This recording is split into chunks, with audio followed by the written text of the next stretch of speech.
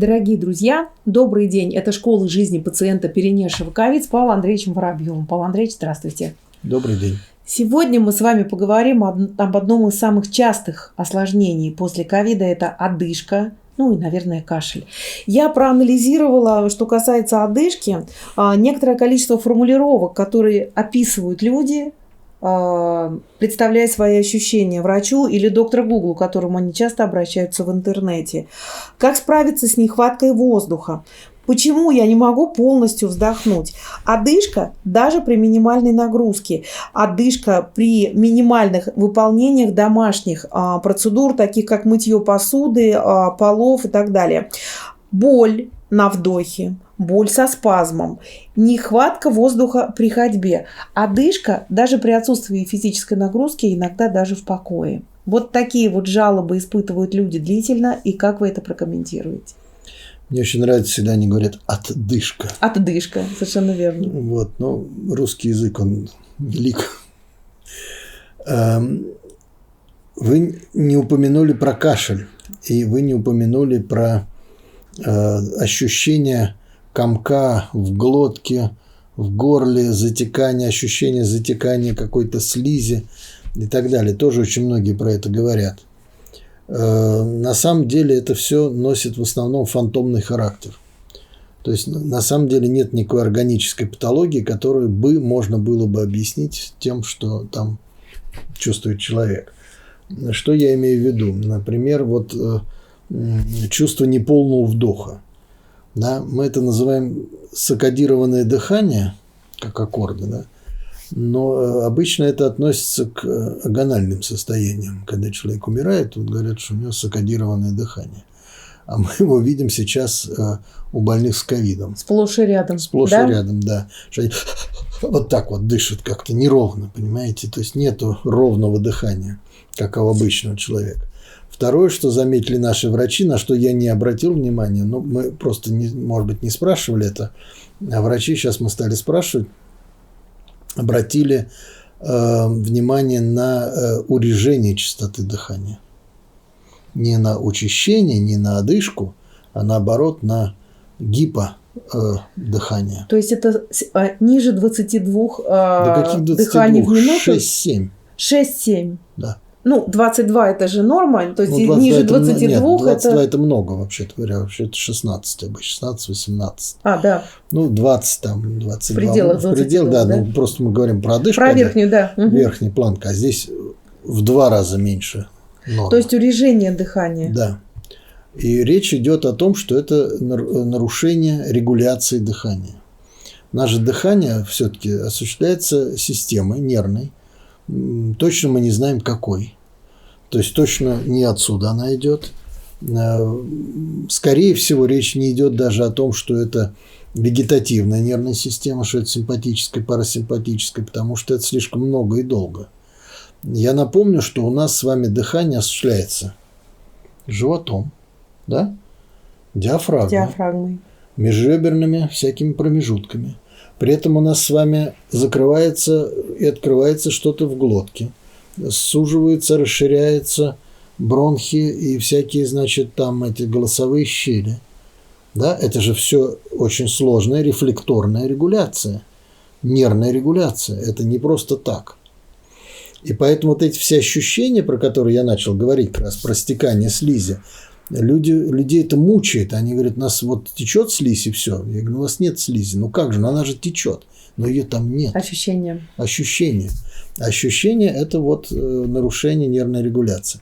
И это как раз укладывается в нашу концепцию о том, что вся патология постковидного синдрома, или в основном вся патология постковидного синдрома, это патология, связанная с васкулитом, с поражением нервной системы в разных ее отделах, да, не только центральной, но и периферической. И именно с этим связаны вот такие неприятные ощущения. При этом обращаю внимание, и каждый это может проверить, что когда они рассказывают про свою отдышку, засуньте палец в пульсоксиметр, посмотрите сатурацию, она нормальная.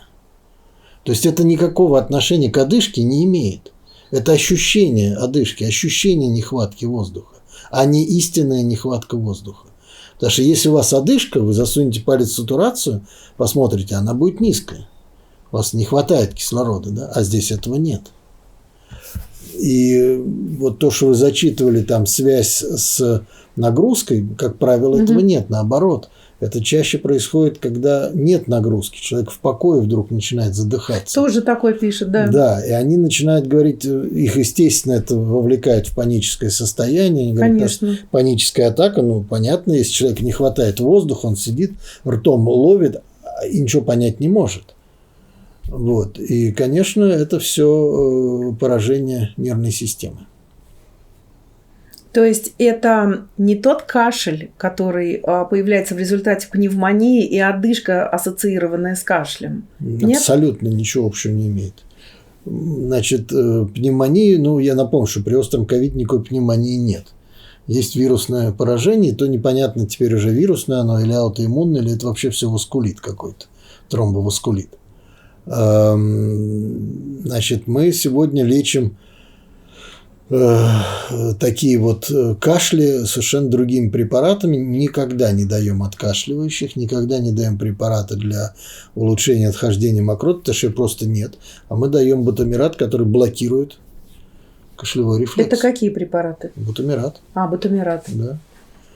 То Вот. есть мы гасим кашель. Мы гасим не пытаемся кашель. очистить легкие. Абсолютно нет. Мы просто гасим кашель, потому что нет там ничего в легких. Это абсолютно рефлекторные вещи. Но то самое поражение легких, которое сейчас вообще мгновенно с 40% уходит чуть ли не на 100%, это что? Это васкулит. Поражение сосудов, да? Поражение сосудов, да. Его видно, именно поэтому его видно на КТ и не видно на рентгене, потому что если это воспаление легких, то его видно на рентгене. А поражение легких при ковиде на обычном рентгене вы ничего не увидите. Значит ли это, что обычные противокашлевые препараты не работают в этой истории? Ну, мы говорим, что они скорее опасны, чем полезны. Скорее опасны, чем полезны. А потому ингаляции? Там, не знаю, минеральной водой просто сегодня пульмонологи говорят. Вы знаете, мы используем. Ну, я бы это оценил как эффект плацебо скорее, чем реальная помощь. Хотя больным нравится подышать над картофельной шелухой, такое счастье. Ну, или вот Вспомнить. сейчас минеральной водичкой в небулайзере такая свежесть приходит, да? Мы реально советуем дышать над кастрюлей. Они находят себе занятия, у них кашель проходит. Ну, старинный способ. Павел Андреевич, почему нет? Что мы должны все отвергать, что было раньше? Даже человек, который с дыхательной недостаточностью в кастрюлю, мы его отправляем с картошкой. Нет, с дыхательной недостаточностью, мы их не видим, вот таких больных. Я думаю, что они чаще попадают как раз в больницу, к каким-нибудь врачам приходят, потому что у них реальная дыхательная недостаточность, постковидная вполне вероятно. И им, наверное, нужны дыхательные упражнения. В первую очередь им нужны дыхательные упражнения для того, чтобы восполнить как-то дефект, образовавшийся в легочной ткани. Но все-таки мы должны помнить, что большая часть больных, 99,9% в периоде, никакой пневмонии нет. И только те, кто прошел через ИВЛ, фактически, да, только у них мы можем говорить о воспалении легких, потому что у них у всех 100% присоединяется бактериальная флора, и, к сожалению, умирают многие от них, поэтому вообще от ИВЛ сейчас бегут как от огня, вы знаете, да, что даже реаниматологи все говорят, у нас 85% на ИВЛ умирает. И поэтому от ИВЛ чем больше, тем дальше отказывается. Да? Дышать через канюлю – это одно, а засунуть трубку в легкие – это совершенно другое.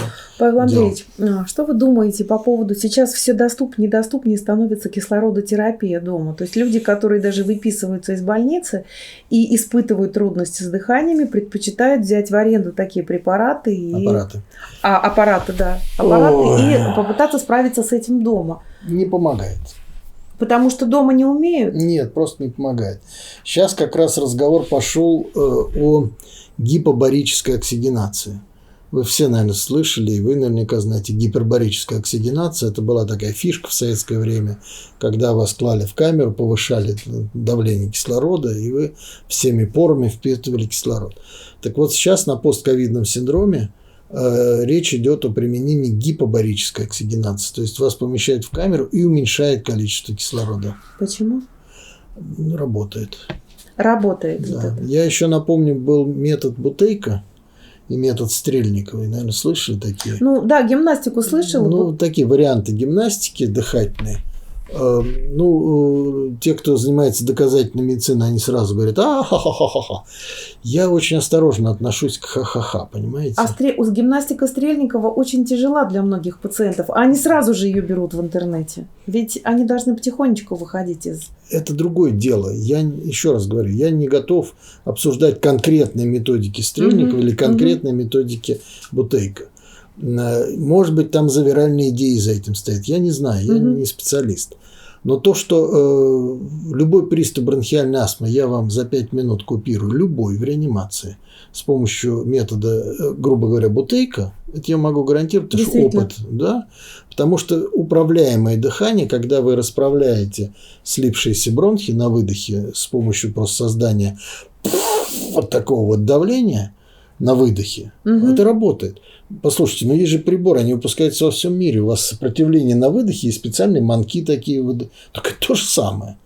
Ну, просто называется по-другому. Да, но есть такие звуковые гимнастики. Да, это то, звуковые гимнастики, кхе-кхе там всякие. Кхе-кхе, да, врух, вот такие вот движения. Да. Поэтому я говорю, я не готов обсуждать методику, да, но я говорю о том, что это точно помогает.